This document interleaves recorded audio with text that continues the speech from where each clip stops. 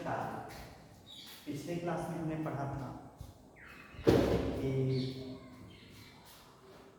औषधीय रसायनों के बारे में, केमिस्ट्री इन एवरीडे लाइफ में हमने ये पढ़ा था कि औषधीय रसायन क्या होता है, और केमिस्ट्री इन एवरीडे लाइफ में 3 प्रकार से उसका वर्क पढ़ा था कि केमिकल्स इन ड्रग, केमिकल्स इन फूड और केमिकल्स इन क्लीनिंग एजेंट के रूप में।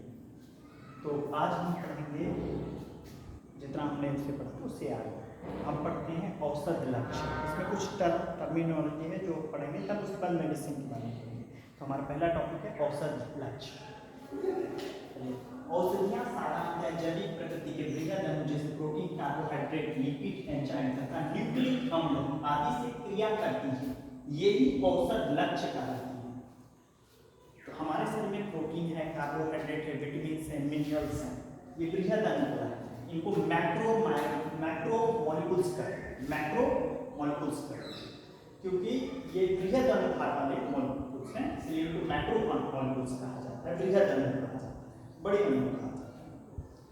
ये कहाँ होंगे? तो ये हमारे सेल्स में होंगे, सेल्स के बाहर बने होंगे, उनसे बने होंगे मैक्रो प्रोटीन, कार्बोहाइड्रेट्स के बने होंगे।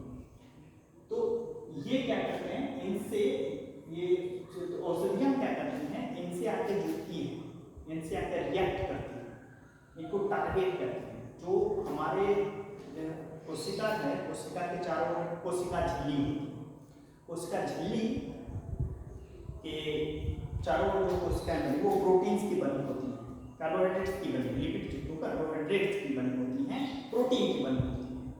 अब उन प्रोटीन पर है ना, प्रोटीन पर आके मेडिसिन अटैक करता है, हिट करता है और उसमें अपनी क्रियाएं चालू करता है, तो वो उसका टारगेट बनता है, इसलिए इसको कहा जाता है ड्रग टारगेट। इन सब को वास्तव में हम जब भी ड्रग टारगेट की चर्चा करें तो इसकी चर्चा कर रहे हैं प्रोटीन, कार्बोहाइड्रेट, लिपिड, एंजाइम या न्यूक्लिक अम्ल आदि से क्रिया करती हैं, ये औषध के लक्ष्य कहलाते हैं। अब थोड़ा आगे चलें, mode of action of drug कि दवा के असर करने का तरीका, कि दवा असर कैसे करती है। तो इसमें सबसे पहले टर्मिनोलॉजी आती है, टर्मिनोलॉजी मतलब इसका जो सबसे पहले जो जाने वाला पद है वो है रिसेप्टर। रिसेप्टर क्या है? तो ग्राही स्थल, कोशिका झिल्ली का वह भाग जिस पर दवा जाकर जुड़ती है और असर दिखाती है, वो क्या कहेंगे? रिसेप्टर कहलाता है। कोशिका झिल्ली ध्यान करेगा कि कोशिका झिल्ली जो ऊपर के आवरण है, जो प्रोटीन्स के बने हुए हैं, उन पर आके दवा जुड़ती है, तो ये जो आवरण होता है ये कहलाता है रिसेप्टर। ग्राही स्थल अर्थात कोशिका झिल्ली का वह भाग जिस पर दवा जाकर जुड़ती है और असर दिखाती है, वो क्या कहलाएगा? वो कहलाएगा ग्राही स्थल, या अंग्रेजी में बोले तो रिसेप्टर। एक एग्जाम्पल में दिखाया मैंने कि फीवर, बुखार है। अब बुखार में आपने पैरासीटामोल लिया, तो पैरासीटामोल दवाई का कार्य क्या होगा? पहले वो दवाई कैसे होगा? तो इसके लिए आपको याद रखना है ADME, ये वर्ड होगा पहले तक। दवाई पहले सबसे पहले एडमिनिस्ट्रेशन होगा, अर्थात दवा लेना। सबसे पहले आप दवा को ग्रहण करते हैं, सबसे पहले एडमिनिस्ट्रेशन होता है। कोई भी दवा आपके शरीर में जब जा रही होती है, पहुंच रही है, दिस इज कॉल्ड एडमिनिस्ट्रेशन।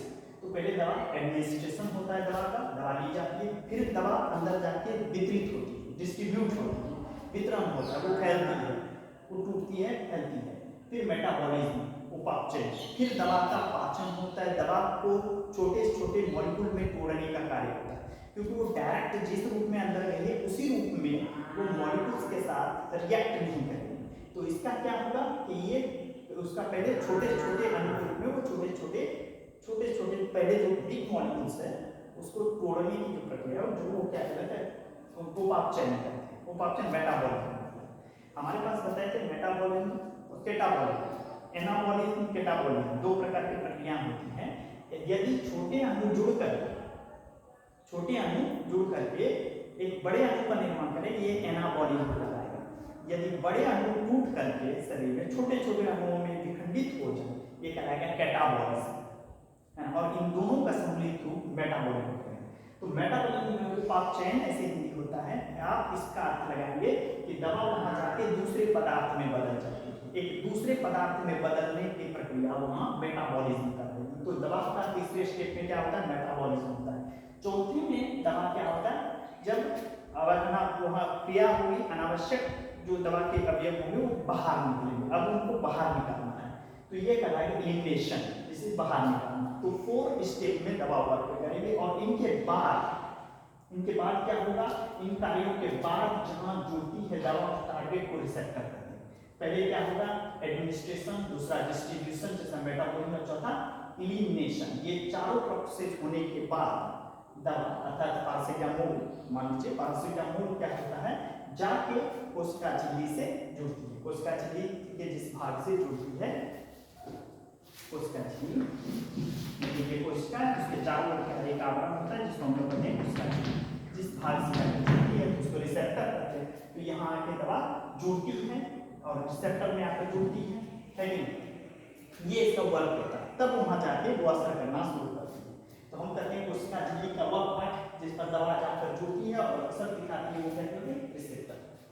अब देखिए, आपको बताए थे शुरू में ही कि ये जो छोटे अणु, दवा औषधियां क्या है, छोटे मॉलिक्यूल्स हैं, जिसका 100 से लेकर 500 यूनिट तक उसका मॉलिक्यूलर वेट होता है, मॉलिक्यूलर यूनिट के आसपास वेट है, और उनको माइक्रो मॉलिक्यूल कहा जाता है। माइक्रो जो छोटे अणु होते हैं उनको माइक्रो बोला जाता है, और ये मैक्रो है। तो मैक्रो बृहद अणु पर जो होते हैं सूक्ष्म अणु आके जुड़ेंगे, तो ये मेडिसिन के जो अणु हैं वो सूक्ष्म अणु हैं, ये जाके जो कार्बोहाइड्रेट सब हैं इस पर जाके जुड़ेंगे, तो रिसेप्टर पर जुड़ेंगे। अब कुछ टर्मिनोलॉजी है जो हमको पढ़ लेना चाहिए इससे रिलेटेड। पहला है फार्माकोलॉजी, पहला शब्द है फार्माकोलॉजी। फार्माकोलॉजी क्या है, दवा के असर की स्टडी को हम क्या कहेंगे, फार्माकोलॉजी। दवा के असर की यदि स्टडी की जाती है तो उसको कहा जाता है फार्माकोलॉजी। उसके बाद फार्माकोडायनेमिक्स, और दवा शरीर पर असर कैसे करती है, अगर ये कैसे करेंगे, ये स्टडी अगर आप करेंगे तो उसकी स्टडी को कहा जाता है फार्माकोडायनेमिक्स। फार्माकोडायनेमिक्स, इसमें हम ये स्टडी करते हैं कि दवा शरीर पर असर कैसे करेगी।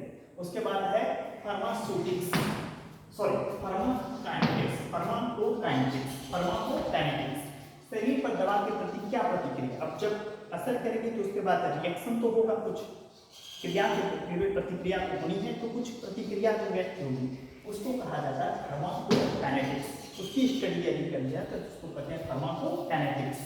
और फार्मास्यूटिक्स क्या है, दवा बनाने का विज्ञान को क्या कहते हैं, फार्मास्यूटिक्स। फार्मास्यूटिकल केमिस्ट्री भी आती है, दवा बनाने की जो रसायन होते हैं उसको फार्मास्यूटिकल केमिस्ट्री कहते हैं। उसका अगला शब्द आता है पैथोलॉजी, है ना, किसी बीमारी का कारण पता लगाने का जो विज्ञान है वो कहलाएगा पैथोलॉजी, है ना। और इसी तरह इसी से एक शब्द बना पैथोजेंस, मतलब वो कारक जो बीमारी उत्पन्न करने वाले होते हैं उनको कहता है पैथोजेंस। तो पैथोलॉजी किसी बीमारी का कारण पता लगाना, है ना। अब आता है मेडिसिन, मेडिसिन मतलब दवाई, लेकिन मेडिसिन मतलब रोगों के इलाज का विज्ञान को भी क्या कहते हैं, मेडिसिन कहते हैं। अब एगोनिस्ट, एगोनिस्ट वो केमिकल्स होते हैं जो कोई दवा किसी रिसेप्टर से जुड़कर उसके प्रभाव को यदि बढ़ा रही होती है, मतलब हम ये कहेंगे एगोनिस्ट के बारे में अगर बात करें तो ये वो रसायन होते हैं जो प्रोटीन मॉलिक्यूल्स, जो दवा जो कोशिका झिल्ली के ऊपर से जो प्रोटीन मॉलिक्यूल्स होते हैं उससे जुड़कर उसके प्रभाव को बढ़ा रही होती है, तो हम कहेंगे कि ये रिसेप्टर है ना। एंटागोनिस्ट ये उसका उल्टा है, कोई दवा किसी रिसेप्टर से जुड़कर उसके प्रभाव को यदि घटा रही होती है। रिसेप्टर पता है कि क्या चीज है, रिसेप्टर वो चीज है जो दवा से जुड़ती है, अगर उसके प्रभाव को